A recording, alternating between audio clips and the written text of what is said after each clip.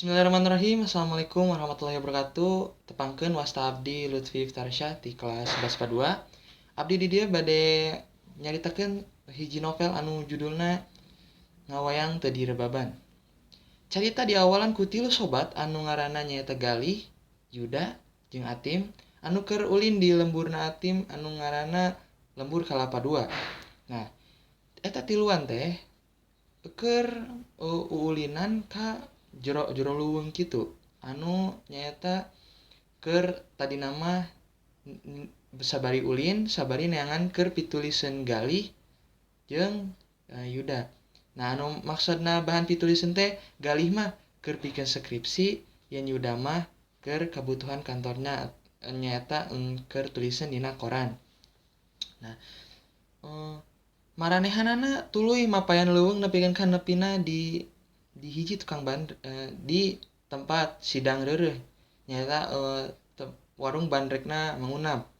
Nah, maraneha tilu sobat eta reureuh heula di warung Mangunap eta teh. Maranehana mesen bandrek hiji ewang. Nah, sabari ngaleguk bandrek anu paranas keneh. Nah, Yuda teh sabari ngobrol santai jeung Mang Unap. Nanyakeun pamisalna di lembur eta teh aya kagiatan masyarakat anu biasa dilakukeun naon bae gitu. Sareng aya pantrangan naon wae anu aya di lembur eta teh. Mang Unap ngajawab nyaeta salah sahijina teh cenah pamimintonkeun wayang entong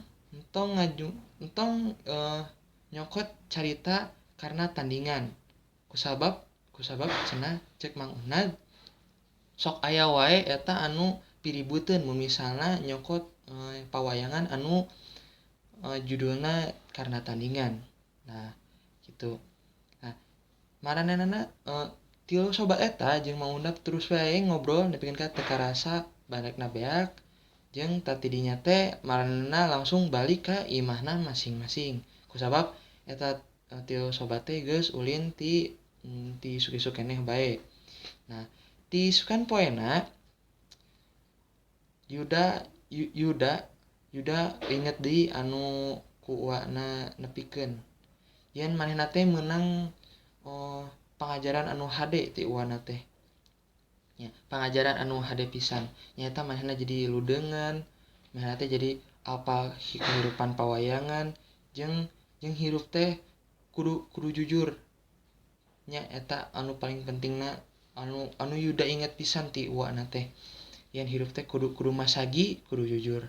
Nah, tapi di hiji hal kacaritakeun nyaeta Wasukma teh uwana Yuda anu dipikara sepisan anu dipikaidolakeun ku Yuda teh dikaluarkeun di kantor perkorananana. Nyata anu nganyieun Yuda teh jadi penasaran gitu.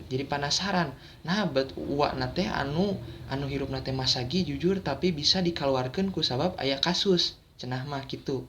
Nah, Yuda tidinya Yuda mulai neangan fakta-fakta anu ngait ka sabab uwana dikaluarkeun di kantor koran eta. Nah, anu ti awalna manehna teh mukaan jurnal uwana anu samemeh ka tukang anu saacan uwana dikaluarkeun pisan nyaeta aya hiji kasus anu dina koranna teh nyaeta kawis maotna Ki Dalang jeung Adang Sutarya anu kontroversi pisan. Anu nyaeta aya 3 versi koran anu ku Wasukma ditulis. Nyaeta anu versi kahiji mah Ki Adang sareng Dalang Sutarya teh maot pas rek mintonkeun wayang di hiji lembur. Tapi eta truk anu mawa rombongan teh tigebrus ka Jungkrang. Nah, anu kadua nyata Kidalang sareng Adang Sutarya teh salah salah ngajujugan tempat kalakah di tempat anu lain anu mata kata teh jalir janji anu katilu Pakarim teh salaku anu boga acara anu mesen anu boga anu mesen Kidalang sareng sareng Dalang Adi Sutarya Pakarim teh tidinya Pakarim anu di menurut koran eta teh Pakarim teh ngalaporkeun ka polisi yen Kidalang teh jalir janji gitu sabab kitu lila mahna teh diingat-ingat deui si Yuda teh ingat-ingat deui yen anu jalma-jalma anu baheulana deukeut jeung Wana nyaeta anu pertama dijugjuk teh mangkana teh tukang peuseulna jeung anu sok babantu di imahna Wasukma yen anu ayeuna mah tos teu gawe deui di imahna Wasukma. Nah, dijugjug bae ka imahna jeung sobatna teh Galih. Yuda jeung Galih duaan bareng. Bari Galih ge tujuanna mah neangan pituliseun keur skripsina teh. Nah, pas nepina di imah mangkana nyarita. Mangkana teh aya kebenaran aya di imahna. Nah, ditanya ku Yuda teh, "Mang perkawis terang cenah. Kapengkerna atawa nya asalna gitu sejarahna naha bet uak teh dikeluarkeun ti kantor korana."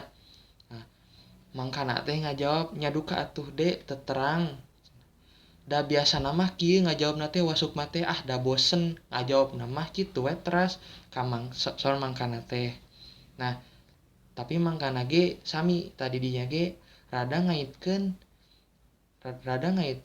dina persoalan anu koran anu ditulis ku Wasukma teh anu saacana anu perkawis Kidalang jeung Adang Sutarya.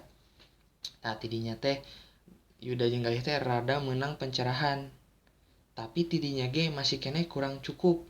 Cek Galih mah asa masih kene aya nu ngagantung. Soal kitu manehna teh rek ngajugjugan tempat anu marehna duaan eta teh rek ngajujugan tempat anu kamari teh dipintonkeun wayang Kidalang jeung Adang Sutarya.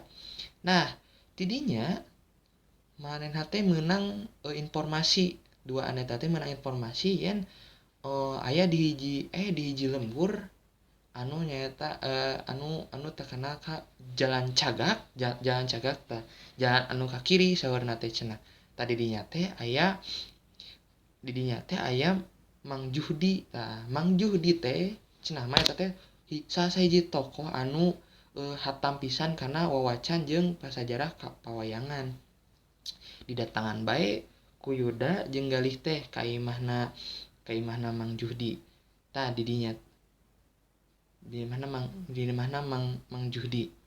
Nah, Mang Juhdi teh ngobrol bae jeung Yuda jeung Galih teh. Ngobrol bae duaan eta teh awalna mah basa-basi heula wawacan gitu tah. Tapi Yuda teh inget tah saha sahiji poe katukang anu pernah manehna ngarasakeun jeung uwana Wasukma. Pernah marehna duaan teh Wasukma jeung Yuda teh pernah nonton salah sahiji wayang nya hiji penonton wayang Kidalang tapi teu direbaban nya. Jadi hiji wayang tapi teu direbaban kitu tah soal Yuda teh cenah. Mang Juhdi teh da seuri we atuh da siga nu heureuy nya da cenah di mana-mana ge wayang mah kudu aya rebaban kusabab rebab teh hatena pawayangan, jalanna pawayangan,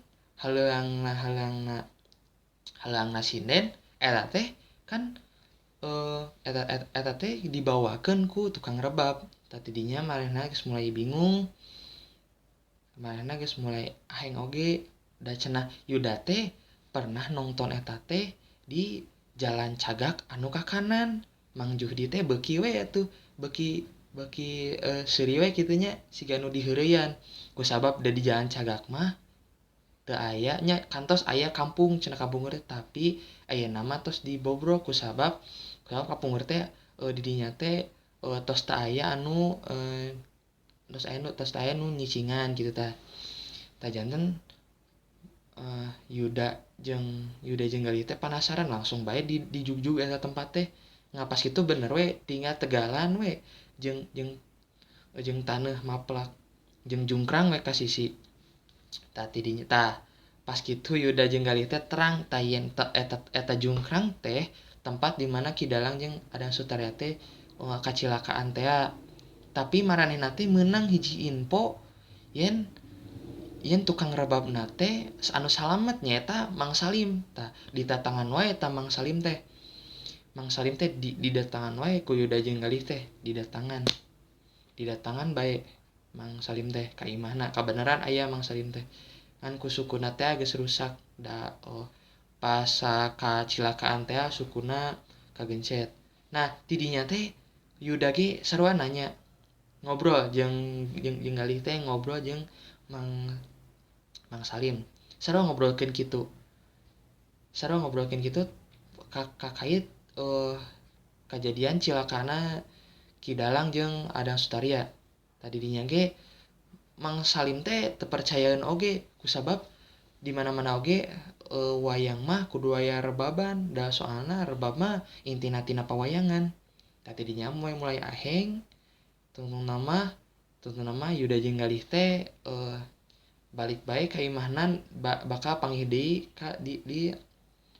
deui di waktu sangkena sanggeus ieu eta tugasna masing-masing teh rengse kitu tah.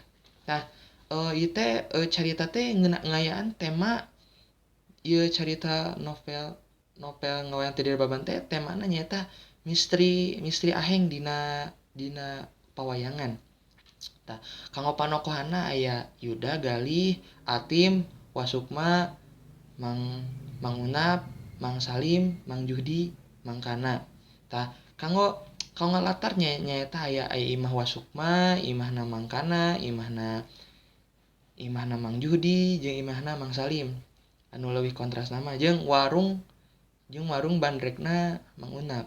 Nah, tidinya teh puseur sawangan caturan jalma katilu. Nah, kanggo amanatna teh jadi urang teh kudu ngabogaan rasa kahayang nyaho anu tinggi siga Yuda kitu tah. Tah kusabab kitu ilmu urang ge jadi loba, urangna jadi beuki dieu teh beuki ka paurang teh beuki loba kitu di mana-mana teh. Sakitu bae nu tiasa kapihatur. Assalamualaikum warahmatullahi wabarakatuh.